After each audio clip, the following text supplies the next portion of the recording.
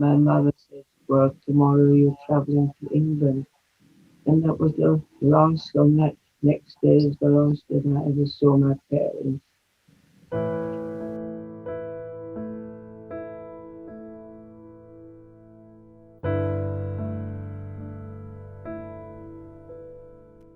I had a lovely childhood. I swam, I went for walks, I had all the things that kids did. And I really only became aware of things not being right about 2 weeks before I left to come for England. And that was the day when at school we were told, we barely got to school, we were told that we had to go back home as quietly as we could and as quickly as we could. And we weren't given any reason. But after that, I spent a fortnight at home being very nervous because I could feel the tension in the household. And of course, at the end of the fortnight, the night before I left for England, my mother said, well, tomorrow you're traveling to England. And that was the last, on that next day is the last that I ever saw my parents.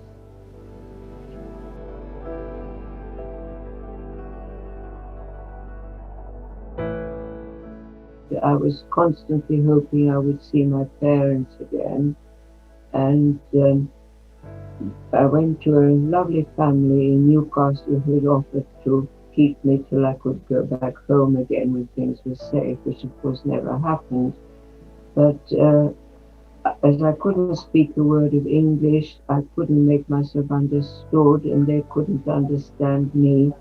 It was a very difficult time, and I remember now crying basically solidly for 6 weeks, and this wonderful family obviously didn't know what to do with me. I went to a little country school where eventually I learned English. Eventually took what is now high school certificate, did pretty well, got a scholarship and came to Leeds University, where I studied a very new subject then, which was biochemistry. Became a biochemist, got married, had a family and settled in Leeds.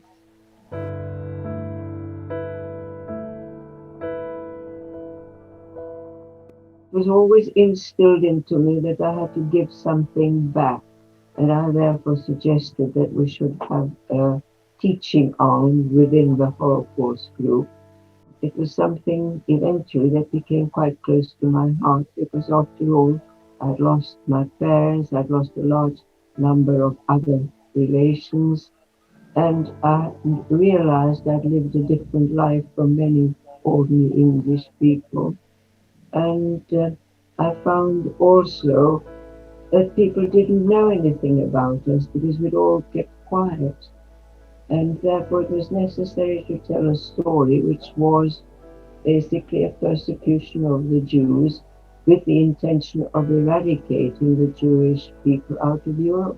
The world is very, very divided. Everybody is a human being, irrespective of color or creed.